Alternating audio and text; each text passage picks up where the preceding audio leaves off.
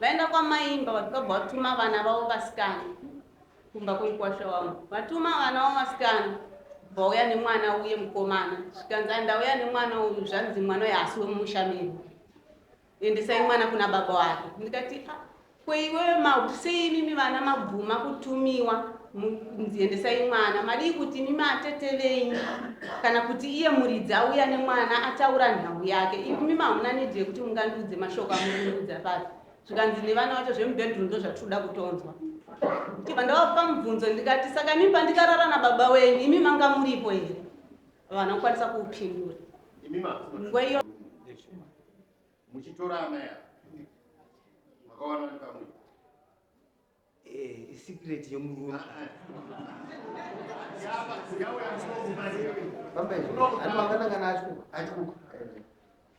achikuka wanda vadai kuti akadzi ndani pavakuisa mwana avatumidzwa avatorwa certificate wacho ndizvo achikuka makatoresa certificate makatoresa certificate anonzi anisitara innocent ani ye wamukutauta here innocent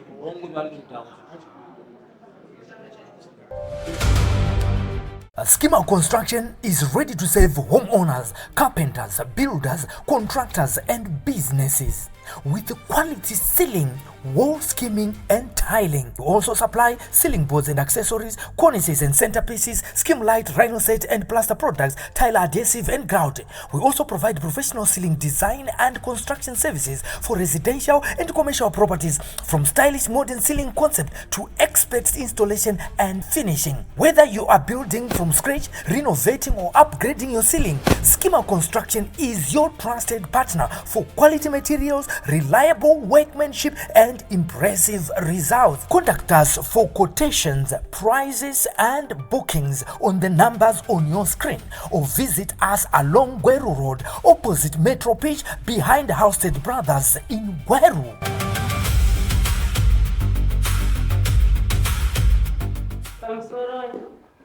Nauya ndauya nayo inauye mwana ndikumwe ndakauya mwedzi yakapera paseri ndichuya ndichibva nekudharuwe ndine vana tuna wachidoko. Ndauya ndichibva kudharuwe ndakauya nemwana mudiki ndichibva ndauya kunoku ndichiona ana baba vari kurwara. Ndichibva ndasvika mwana bati inini mama uko andichada kudzokera ndinoda kudzidza kuno. Ndikati baenda kune mukoma wake anowanzi mwana wavo mwana wamukoma wavo. Ndikati mukoma inini uko andinoda kuenda ndinoda kudzidza kuno. Batagara pasi batati alright mandawafonera baba wacho ndikati ndikudawo mari yechikoro chemwana atada kudzidza kuno. Mwana wechikua akabva azotorwa naamai guru wake nemukoma wake ndokwako. Ndichibva ndadzokera kurafingora kwandogara. Ndiri ikoko bva vafona ndakaona makauya nemwana mudiki ndichisiya mukomana mukuru kuratidza kuti mukomana uyu haasi mwana wangu. Ndikati aiwa ndikuuya musi wa30 nemwana upi iye zveshowo ndakauya ndichisvika kwamaimba kwasisi vavo ndakasvikira ivo vasiki. Ndichibva ndasiya mwana kuna sisi vavo ndikati ndiri kuno ndikuenda kuti kumusha kwachakondi. Ndichibva ndauya kuno achikukwa vakazoteera vakuuya kwasekuru vavo vatasedzwa kwasekuru vavo.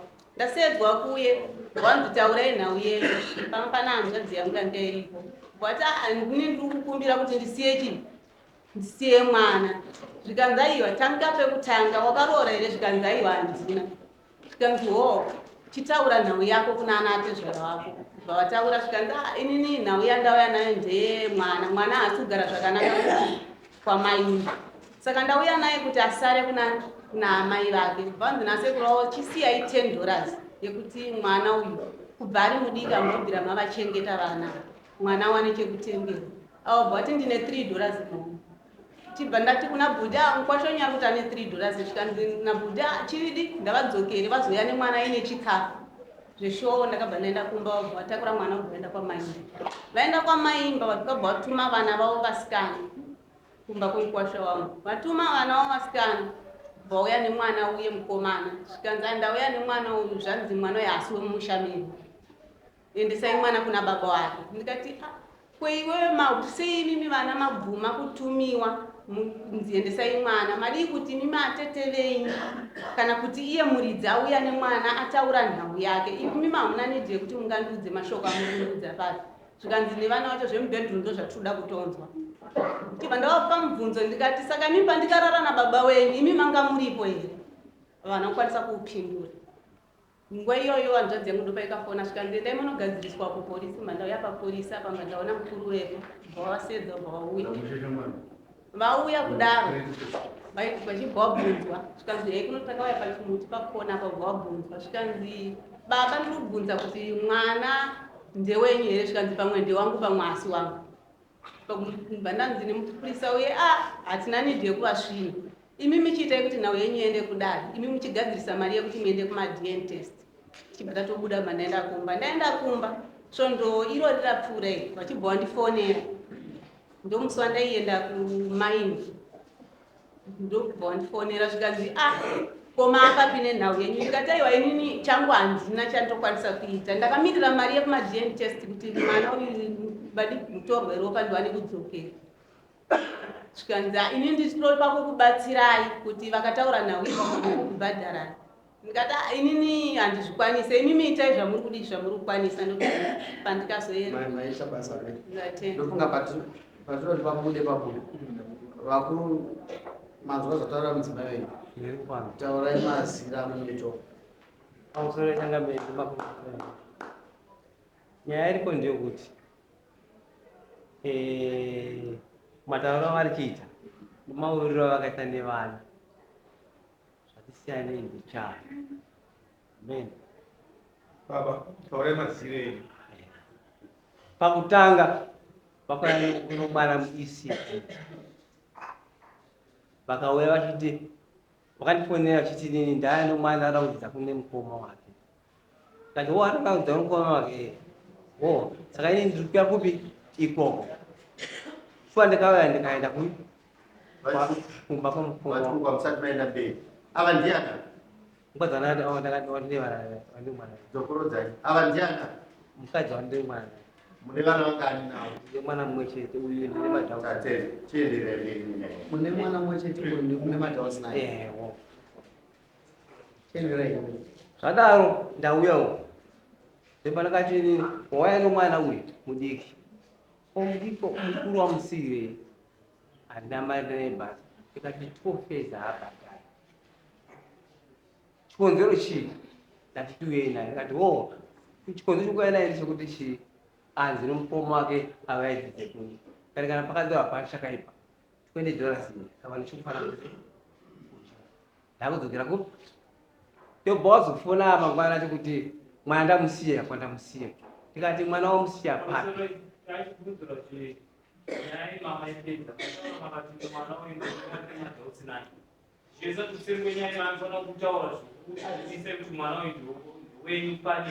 uyu ndokutanga kwanditaura uyu ukutanga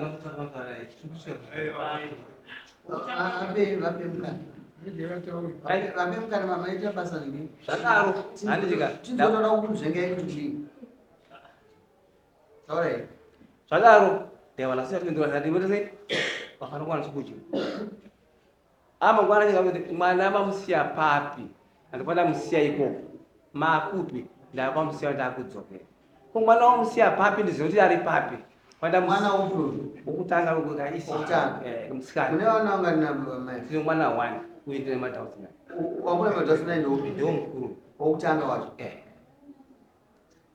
takudzoka kunyaya yemukomano nyaya yapera takudzoka kune mukomano nyaya yapera vada kuti mawakudiri pachena kuti mwana wamuti wamukuramba uyu wamuti ndizvezviro ndizvo pamusoro chaenda kusara nyaya iripo ndeyekuti uya kwavakaita kuno machira kuno vakauya vachitora kutisa mwana wavo vakauya vachitora kutisa mwana wavo birth certificate asiwo ndinoda kuti mutoriye mwana akwirwa dare munomuziva ndewenye here ndine madhausi nezvimwe zvakaitika mune madhausi naye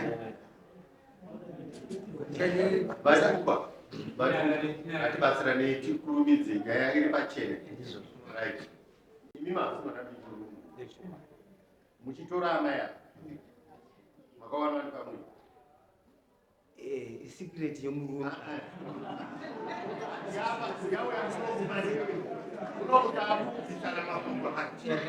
Apasina secret. Muchitora amaya makawana ni pamwe. Vakaona undani pamiri pako. Vakaudza ini undani pamiri pako. mazuva ekusangana nawo nekusununguka kwemwana makawirira Takasiyana. ndizvo kamai makasiyana naachikukwa pamazuva amatakausangana naachikukwa nekuzosununguka kwemwana.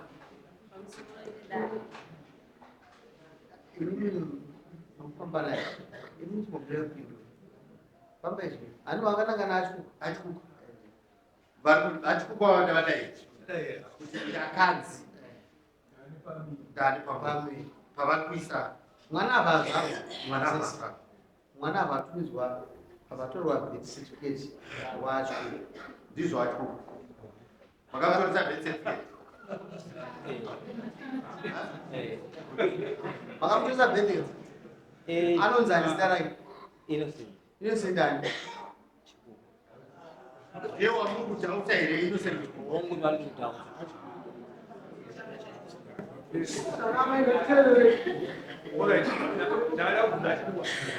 Mwana akawayakisiya kuna mai gere wamudhoda naye. Bobi. Mwana akawayakisiwa na mai ku. Ye ire wamuda musikana. Wangu wokutanga wewe wamudhoda naye. Ndiye akasiya kuna mai. Ndio zamani. Mwana wanyarume. Mwana arume. Mwana we. Mamusiya. Ano ruvara rworo. Ha?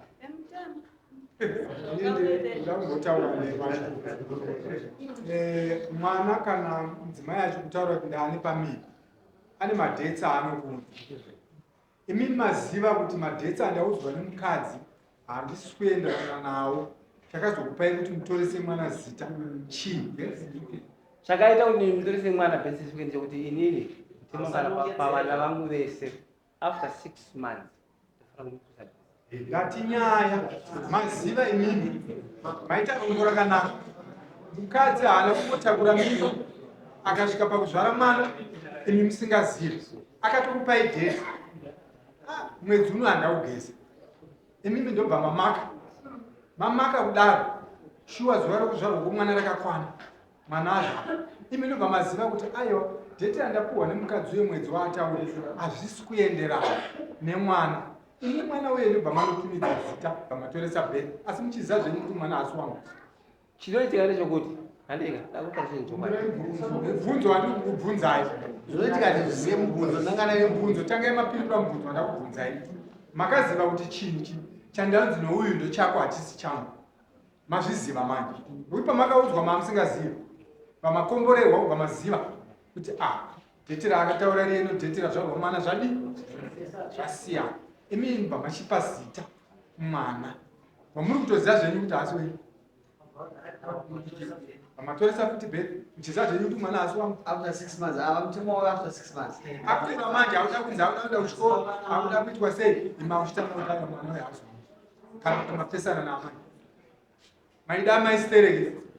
Chiri kuitika ipapo ndechekuti handika mutoda birth certificate mwana wandanga ndinaye Muchidei. aiwa nyaya iripo ndeyekuti chazopa kuti ndisuspecteri kuti mwana anogona kuva ari asiri wangu ndechekuti Hatide kuniswa nemi. Mwana makatosa birth certificate. Asi muchiziva kuti hasi wenyu. Apa muri zvino nhasi muda kuita sei? ndanga ndirisunga kuti ndigutsikane ine pache zvangu kuti mwana ndiwangu tiende kuma-DNA test. Ndopachida kusvika Ndiri kudoipa. Alright. Madaro manje ndiani ari kuda kuenda madhena. Ine ndiri kuda Saka ndimi munotsvaga chii? imari Yekuti muende kuchii? kuma-DNA test. Tenda. aiwa tapedza dare madhesi ane 15 days. 15 days. Tikutarisa within the next 14 days maresults anenge apo. Saka vakuru akutarisa kuti by the next week yatotanga Monday atapa watoenda kuma-DNA test handiti amaiti DNA test chakusunungurai inongomoti varume vanoda kuzvinga responsibility sometimes ozi mudhara angatumire mwana tunza mwana zita otora birth zvasiyana nemufana abva panapa mukuru uyu kubvira nekubvira onse takangoziva kuti nhumbu haisiyana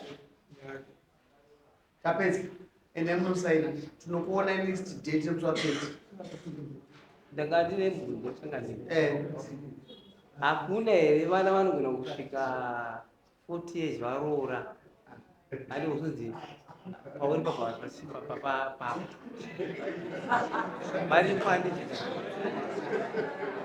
saka nyari kuti vomajene tesika zvakanaka zvindisununguruka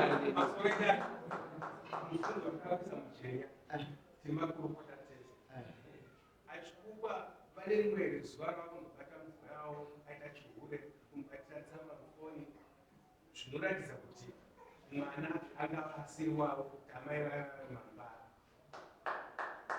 ndingapindiro ipapo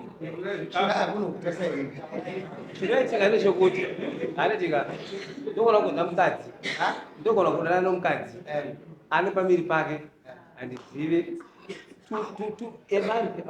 ukanidetect kuti mukadzi ari pamiri anotika tingapedze nguva tinenyaya dzakawanda achikubwa ngatienda kuti nokuzema kuda kuenda ngatingomirirai 2 weeks zvave tinopinda nyaya yenyu